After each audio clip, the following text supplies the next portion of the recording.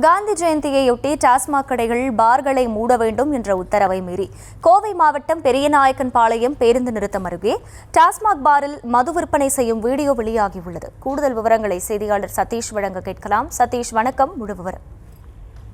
வணக்கம். இன்று பாத்தீங்கன்னா காந்தி ஜெயந்தி முன்னிட்டு தமிழ்நாடு முழுவதும் டாஸ்மாக் கடைகள், பார்கள் அனைத்து மூடப்படும் என்று தமிழக அரசு அறிவித்திருந்தது. ஆனால் நம்ம கோவை மாவட்டம் பெரியநாயக்கன்பாளையத்துல பஸ் ஸ்டாண்ட் அருகிலேயே இருக்கிற ஒரு டாஸ்மாக் உடைய பார்ல இன்று அதிகாலை முதலே அந்த பார் திறந்திருந்து விற்பனை அற்புதமாக நடைபெற்று கொண்டிருந்தது. இதனை பார்த்த பல பேர் கண்டுக்காம போயிட்டாங்க. ஆனா ஒரே ஒருத்தர் மட்டும் தன்னோட செல்போன் எடுத்து பேக்கெட்ல வச்சு கேமரா ஆன் வச்சுட்டு அந்த டாஸ்மாகோட உள்ள போயிட்டு திரும்பி வர்றாரு. அந்த வீடியோவில் பார்த்தீங்கன்னா உள்ள பல பேர் அங்க நின்று மது அறிந்து கொண்டு இருப்பது நல்லாவே தெரிகிறது. அங்க குறிப்பா பாத்தீங்கன்னா இளைஞர்கள் தான் அதிகமாக அங்க நின்று அதிகாலையிலேயே போய் மது வாங்கி குடித்து கொண்டு இருப்பது தெரிகிறது. இது நமக்கு மிகவும் பெரிய வேதனைக்குரியதாக உள்ளது.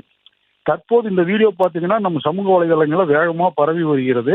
இந்த காந்தி ஜெயந்தியை முன்னிட்டு அனைத்து டாஸ்மாக் கடைகளும் விடுமுறை என்று அறிவிக்கப்பட்டிருந்த இந்த நிலையில இந்த கடை திறந்திருந்தது.